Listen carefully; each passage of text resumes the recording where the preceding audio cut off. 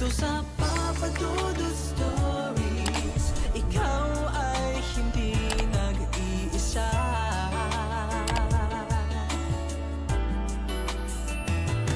Dito sa Papa Dudut Stories, may nagmamahal sa'yo. Papa Dudut Stories.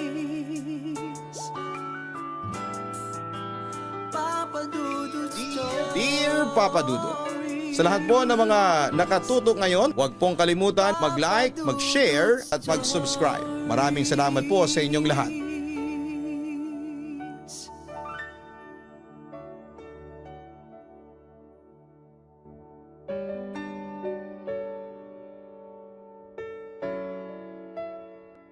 Kumusta na kayong lahat? Tawagin niyo na lamang po ako sa pangalang Prime Rose o Prime, pero mas prefer ko ang una. Dito ko ngayon nakatira sa Santa Quiteria sa Caloocan. Matagal mo na akong tagapakinig sa radyo pero kamakailan ko lang natuklasan ang inyong programa. Nang lumabas po sa suggested videos ko yung kwento ni na Carla na Fallen Admirer at kay Gail na Fallen Admirer 2.0. Aminin ko na nagandahan ako sa kwento kaya heto ko ngayon na-inspired na i-share sa inyo ang aking karanasan. Anyway, walang kinalaman sa engkanto ang kwento ko. Pero isa itong nakakatakot na karanasan na ayoko sanang balikan pa. Pero for the sake of your listeners ay magsilbi sanang babala ang kwento ko. Bahala na rin kayo kung paniniwalaan ninyo o hindi. Papa Dudut, matagal na itong kwento ko. Pero sana'y makita ninyo kung gaano makapangyarihan ang ating Panginoon. God is real. So is the devil. But God is greater and His power is limitless. Samantala taong 2012, noon nang may nagpakulam sa akin. Halos 3 linggo na akong hindi natutulog at hindi rin kumakain. Takot na akong matulog dahil pagkapikit pa lamang ng mata ko ay parang may umuugong na sa tenga ko. Binabangungot na ako at lagi akong nag-i-sleep paralysis. Yung tulog ako pero parang nakikita ko yung paligid. Sumisigaw ako pero walang lumalabas na boses at gusto kong gumising pero hindi ako magising. Maraming beses itong nangyari sa akin at nabahala na ako. May mga pasa na ring sumusulpot sa mga binti ko hanggang nakakarinig na rin ako ng maliliit na boses na nagtatawanan kaya sabi ko sa sarili ko ay iba na yung nararamdaman ko. Siyempre natakot ako pero dahil sa pinalaki ako ng mga magulang ko na relihiyoso. Nagbasa ako ng Bible para hindi ako matakot. Pakiramdam ko ay lutang na ako dahil nga sa walang tulog at kain. Bumagsak na rin yung katawan ko dahil alam kong kakaiba na yung nangyayari sa akin. Isinare ko sa friend ko kaya pumunta kami ng albularyo. Nagpagamot ako. Ang sabi ng albularyo may nagpakulam daw sa akin na isang lalaki. Buti nga daw at naagapan. Gusto niyang mabaliw ako kesa daw pakinabangan ako ng iba pero hindi na sinabi sa akin kung sino yon. Hindi ko na rin pinilit na malaman pa. Pinatawad ko na siya at pinagpasa Diyos kung sino man siya. Gumaling naman ako, nakatulog na ako ulit ng normal at bumalik na yung gana ko sa pagkain. Mas tumatag yung paniniwala ko sa Diyos simula noon. Samantala makalipas nga ang 10 taon pagkatapos ng insidenteng yon ay hindi ko alam na may mas matindi pa palang mangyayari sa akin na akala ko ay sa horror stories or movies ko lamang mapapanood. Isa yon sa mga sumubok sa paniniwala ko sa Panginoon. Alam nyo, ang kaaway gagawin niya ang lahat ng ways para iligaw tayo at ilayo sa Diyos. That time I was so hungry for the Word of God. Dahil ng mga panahong yon ay nakakaranas ako ng depression. Pagkaraang mamatay ang mga magulang ko dahil sa COVID noong 2020 and 2021. So nung may nag-invite sa akin ng free Bible study, agad akong sumama at sumali sa kanila. Although may church na ako na dinaluhan noon, nag-join pa rin ako doon sa Bible school, not knowing that the enemy will use it to deceive me. Papadudot halos 1 taon din akong umattend doon sa Bible class. Nung una ay maayos naman, pero noong tumagal ay parang may mga teachings na mali na. Lalo akong na-confuse at may mga red flags na.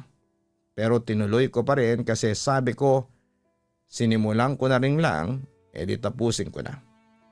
Until that time na gusto ko nang umalis.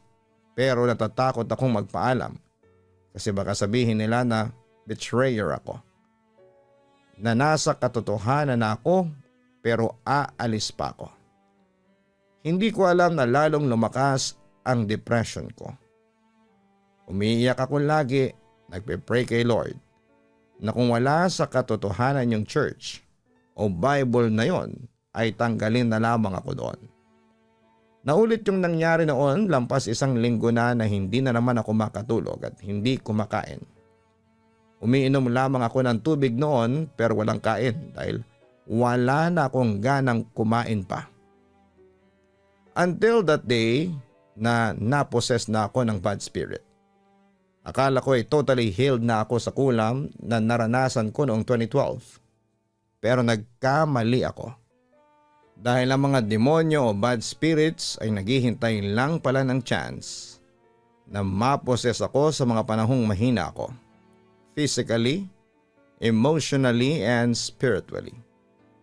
Yung albularyo na pinuntahan ko noon ay hindi pala sa Diyos talaga. Kasi may nakapag-share sa akin na nakita niya habang nanggagamot yung albularyo. May itim na demon sa likod nito na pulang-pula ang mata. Yun yung guide niya sa panggagamot. Kaya naman sa pagkakataong ito ay binabalaan ko na kayo sa pagpunta sa mga albularyo. Hindi lahat ay totoong para sa Diyos. Yes, pwede kang gumaling pero may kapalit yon. And worst, it can be your soul. There is no other greater healer than God. I was delivered and healed by God's grace. Anyway, balik tayo sa kwento. Feeling ko talaga para akong napoposes ng demonyo. Ng mga sandaling yon. Bukod kasi sa mga narinig ko ay nawawala na ako sa sarili. Tapos ay nagkakamalay na lamang ako na sinasaktan ko na pala ang sarili ko. Ang pinaka-worst na nagawa ko ay yung paghiwa ko sa aking mga braso at hita gamit ang isang kinakalawang na blade. Dahil dito ay agad akong pumunta noon sa ospital para magpagamot at magpa-inject ng anti-tetanus. Pagkatapos noon ay sinubukan kong pumunta noon sa aming church pero parang pinipigilan talaga ako ng aking katawan. Bumibigat ang pakiramdam ko noon tapos ay bigla akong nawala ng malay. Pero pagbalik ng huwisyo ko, nagulat na lamang ako noon na pinosasa na ako ng mga pulis at pilit na dinadala sa mobile police. Doon ko nalaman na pinagpapatay ko pala yung 2 stray dogs sa kalsada at merong mga nakakita at nagsumbong sa akin. Sa pulisya agad akong kinausap ng mga pulis para imbestigahan. Pero sabi ko ay hindi ko alam ang ginagawa ko. Tapos ay kinuwento ko nga sa kanila na baka sinaniban ako. Sinamantala ko na rin ang pagkakataon para humingi ng tulong. Kaya imbis na ikulong ako ay nagpasya mga pulis na dalhin ako sa isang mental institution para obserbahan at humingi ng payo. Na-confine ako doon ng halos 3 days. At nang makita nilang wala namang problema sa pag-iisip ko, ay pinalaya din nila ako. Samantala pagka-uwi ko sa bahay ay nagbasa na lamang ako ng Bible na nakapukaw sa aking atensyon. We all experience times of testing which is normal for every human being. But God will be faithful to you. He will screen and filter the severity, nature and timing of every test of trial you face so that you can bear it. In each test, is an opportunity to trust Him more. For a long but very trial, God has provided for you a way of escape that will bring you out of it victoriously. Iyon ang sabi ng pamphlet na nabasa ko kasama ng Bible. Sa kabilang banda, same night, out of curiosity, nag-search ako sa Facebook about Revelation. Dahil doon na kami sa last part ng lesson sa Bible class. May nakita kong isang group page about Revelation, so nag-join ako. And that's where the horror started that almost cost me my sanity and even my life. Hindi ko alam kung dinaya ng demonyo ang isipan ko, pero it was real. Lahat ng nadinig ko, nakita ko at nabasa ko. I browsed the page and saw a picture, which these are written. Water baptism isn't needed. Instead, we should be baptized by fire. It's okay to lie as long as it's for God. Signs, miracles, and wonders isn't real. Yan lang yung natatandaan ko, pero meron pang iba na nakasulat doon. May maliit din na red demon sa border ng picture. If you're reading the Bible, those are definitely all lies. Pero dahil nga sa nagkaroon ako ng confusion dahil sa sinalihan ko na Bible school, naniwala ako sa nabasa ko. Remember, I was at my weakest physically and spiritually that time. Kaya ganun na lamang akong na-deceive. Grabe yung nararamdaman kong takot na noon ko lamang naranasan at hindi ko ma-explain. Para akong nagpapalpitate sa sobrang takot. Pinaisip sa akin ng kaaway na totoo yung tinuturo sa Bible school at fake yung church na dinaluhan ko for several years. Sa sobrang takot ko ay tinanggal ko na yung matagal ko ng profile picture sa Facebook na nasa church ako. Worse, tinanggal ko yung leaflet sa church ko which says, Jesus saves, Jesus heals, na nakadikit sa refrigerator namin for many years. Doon ko na nararamdaman na may pumapasok sa ulo ko at pinadidilim ang paningin ko. I guess the Holy Spirit left me dahil wala na akong faith at doon na nakapasok ang evil spirit sa akin. I was filled with fear and terror. Nag-chat pa ako sa pinsan ko which is also a Christian and a believer of Christ. Na pumunta ka na dito, alam ko na ang katotohanan. Isama mo lahat ng mga tao pati ang mga kapitbahay. Na kung ako lang ay hindi ko yan sasabihin kasi bakit naman ako magpapapunta sa bahay namin ng maraming tao. After that naligo pa ako at nung ando na ako sa loob ng banyo ay may boses pa akong naririnig. Ito ang hindi ko makakalimutan. Napakalinaw ng narinig ko habang umakyat ako sa hagdanan kasi nasa second floor ang aking kwarto. Sabi ng evil spirit ay makasalanan si Jesus. Itinago lang niya. Anong klaseng demonyo ang kayang magsabi noon? It was a total blasphemy. Napakasinungaling ng demonyo. Hanggang na nasa loob na ako ng room, walang tigil yung boses at marami siyang sinasabi. Ginugulo niya ang utak ko at yung pinsan na chinat ko ay pumunta sa bahay kasi nagtataka siya sa message ko sa kanya. That time, andun din ang mga kapatid ko. Nung nakita ko ng pinsan ko, alam niyang iba na ako. Kasi kung ano-ano daw ang sinasabi ko. Possessed na ako noon pero may part na naaalala ko kasi andun ako. But unfortunately ay may kumukontrol sa akin. May Bible ako sa room at pinilit ko pa itong basahin pero nakakapangilabot. Dahil ibang salitang lumalabas sa bibig ko at hindi ko maintindihan. It was demonic. Hindi ko na mapigilan ang sarili ko kasi nagwawala na ako. Sumisigaw at itinatapon lahat ng gamit sa loob ng cabinet ko. To the point na pumasok pa ako sa loob. Hawak na ako ng mga kapatid ko pero ang lakas ko daw. My cousin asked me for backup prayers sa church namin. Nagpatugtog ng worship song sa kwarto ko. Alam nyo, habang nagwawala ako at patuloy yung boses na nagsasalita. I heard this song pero napakahina lang niya. While pinipilit ko siyang pakinggan ay tumatahimik yung boses ng evil spirit na nakasanib sa akin. It took at least 6 hours before akong bumalik sa sarili ko at tuluyang umalis yung nakasanib sa akin. Magandang panahon noon pero noong time na naposes na ako ay biglang umulan. Kumidlat at kumulog ng napakalakas. Alam ko na habang nangyayari yon, there was an unseen battle between God and the devil in the spiritual realm. Hindi natapos ang digmaan ng kasamaan at kabutihan pero alam kong mananaig ang kapangyarihan ng Panginoon. Pagkatapos noon papadudot ay medyo lutang pa ako kasi hindi ko rin maintindihan yung nangyari sa akin kasi noong ko lang naman naranasan ang maposes.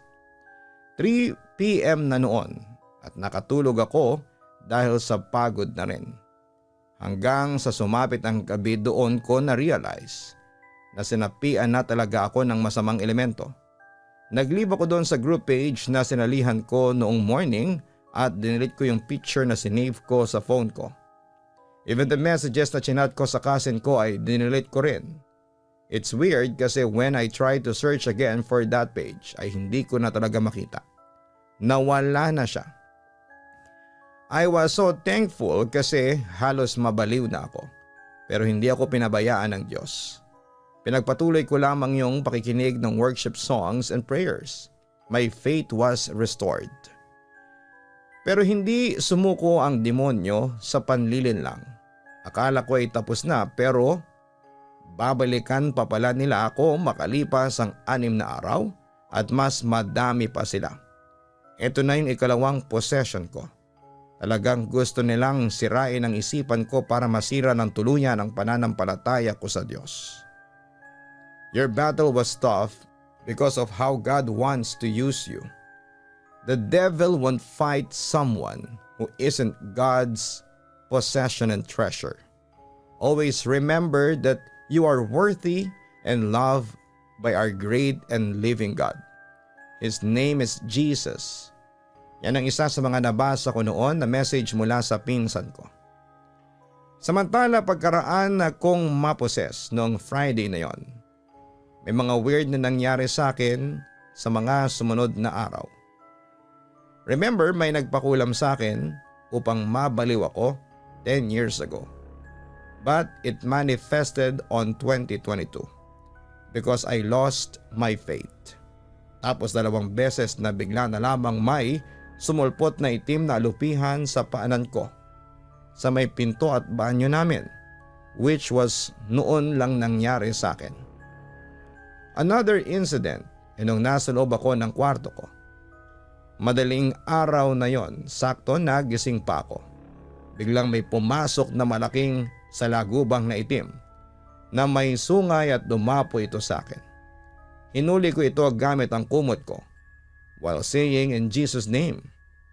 Imposible kasi na may makapasok na ganon sa bahay kasi sarado po lahat ng bintana namin at wala ding ganong klase ng salagubang sa paligid namin.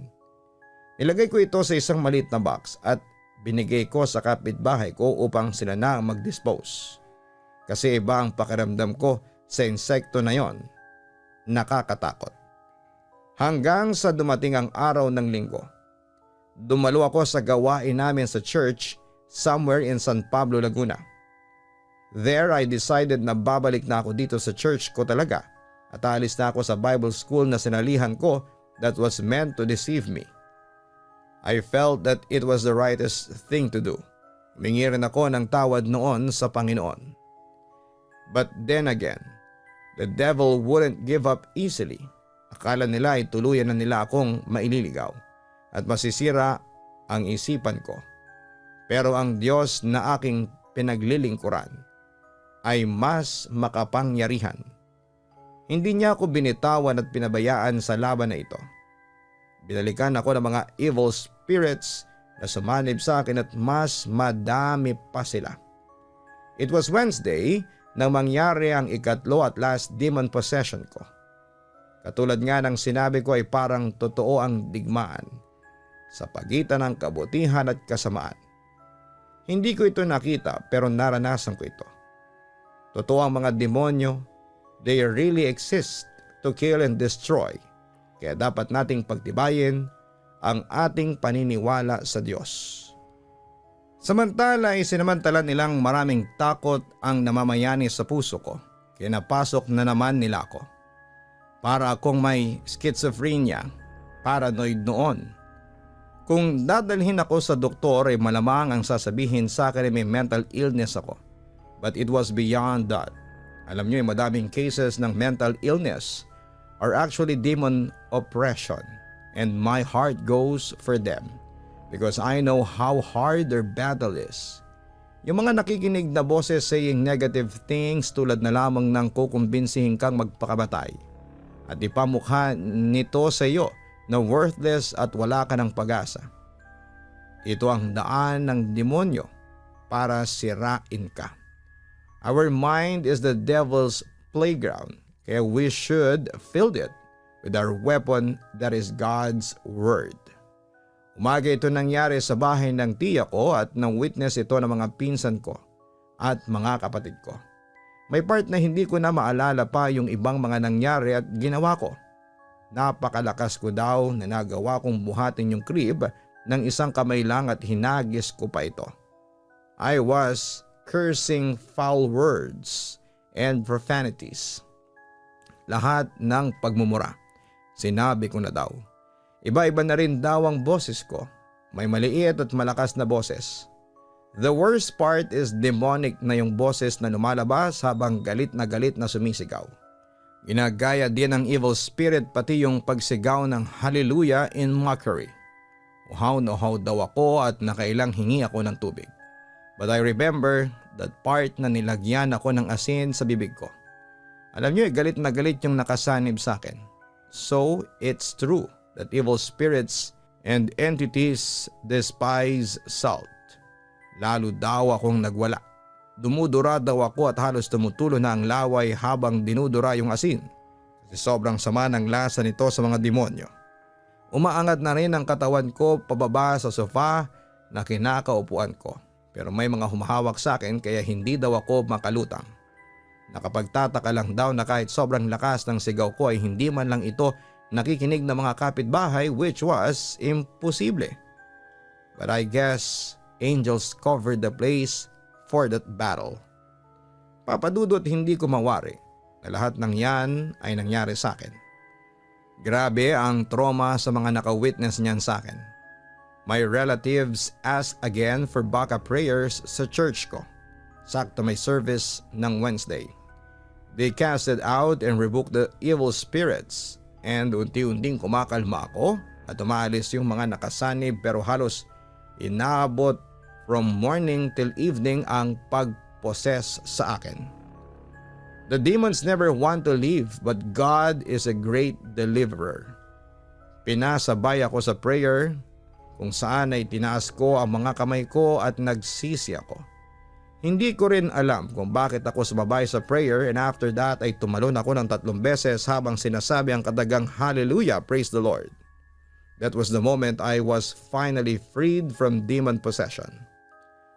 Para lang hinipo ang isipan ko ng Diyos at bumalik ang katinoan ko. Dinala ako sa chapel ng church ko for complete healing. Nag-fasting ako at nagpuri kasama ang mga kapatid at pinsan ko sa mga sumunod na araw. I can still remember that moment when I prayed to God. Hindi ako naggalit o nagtanong na bakit nangyari sa akin yon. Instead, I humbly surrendered everything to Him dahil yung laban na yon ay hindi sa akin kundi sa Kanya. Wala akong kakayahan na labanan ng mga demonyo alone but only with God's help. Walang kayang gumamot sa akin. Kahit pa nga ang pinakamagaling na doktor o albularyo man, kundi ang Panginoon lang. Praise God! Tuluyan na kasi akong gumaling at lalong tumibay ang aking paniniwala sa Diyos. Fasting, singing, praises, and prayers are so powerful to combat the enemy. Always remember that battles that seem impossible to win are winnable with God. For the battle is not ours but the Lord's. At the age of 39 ay muli akong pinag-aral ni Lord sa college after 20 years through a scholarship. Natapos ko na ang unang taon and by God's grace, I'm included sa Dean's Lister. Imposible pero ginawang posible ng Panginoon. Prelims pa lamang ay gusto ko nang mag-back out agad kasi na-overwhelmed ako. Siguro na rin dahil matagal akong hindi nag-aral. Pero I put my trust in Him na tutulungan niya ako. And true enough, He never let me down. From being a mess and hopeless, He restored my mind and even my life. He is the God of restoration. Marami pang kwento ang buhay ko pero ikakwento ko na lamang yon sa mga susunod na araw. Umaasa ako na ang kwento at karanasan ko ay maging liwanag sa mga tao na may katulad ng pinagdadaanan ko. Kahit gaano pa kahirap ng pagsubok na naranasan natin, tumawag lang tayo sa Diyos dahil totoong nakikinig siya. Huwag na huwag kang mawawala ng pag-asa. Malaki at maganda ang plano ng Diyos sa buhay mo. Kaya magtiwala ka lang sa Kanya. Sabi nga sa isang religious booklet na nabasa ko, "For only God turn a mess into a message, a test into a testimony, a trial into triumph, and a victim into a victory." Papadudot dito ko na po tatapusin ang aking kwento. Muli maraming salamat at magandang araw po sa inyong lahat. Lubos na gumagalang, Prime Rose. Maraming salamat kay Prime Rose sa pag-share mo ng iyong kwento sa amin. Nakakatakot ito sa una pero puno ng aral. Ang Panginoon lamang ang makapangyarihan sa lahat. Oo, may pagkakataon na dumarating ang mga demonyo para maghasik ng lagim at para manlinlang ng tao. Pero kung malakas ang paniniwala natin sa Diyos, ay hindi magtatagumpay ang kasamaan na sirain ang ating buhay. At para mas lalong tumibay ang ating paniniwala sa Kanya, ipaubayan natin ang ating sarili sa Kanya. God has better plans for us. At kung mabubuhay tayo sa Kanyang salita, ay hindi tayo kailanman guguluhin ng mga kampo ng kadiliman. Sabi nga sa Psalm 28 verse 7, "The Lord is my strength and my shield. My heart trusted in Him, and I am helped. Therefore my heart greatly rejoices. And with my song, I will praise Him."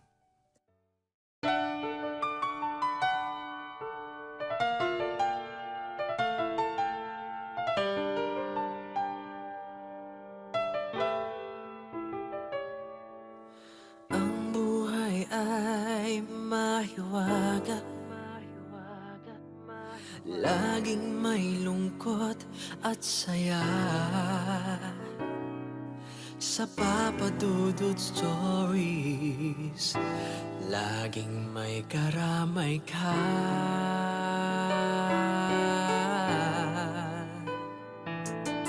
Mga problemang kay bigat, dito ay pakikinggan ka. Sa Papa Dudut Stories, kami ay iyong kasama. Dito sa Papa Dudut Stories, ikaw ay hindi nag-iisa.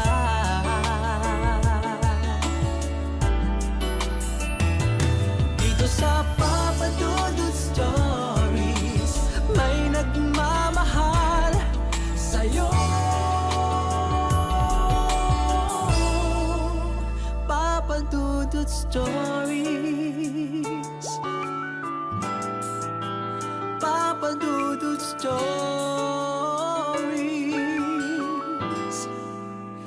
Papa Dudut Stories.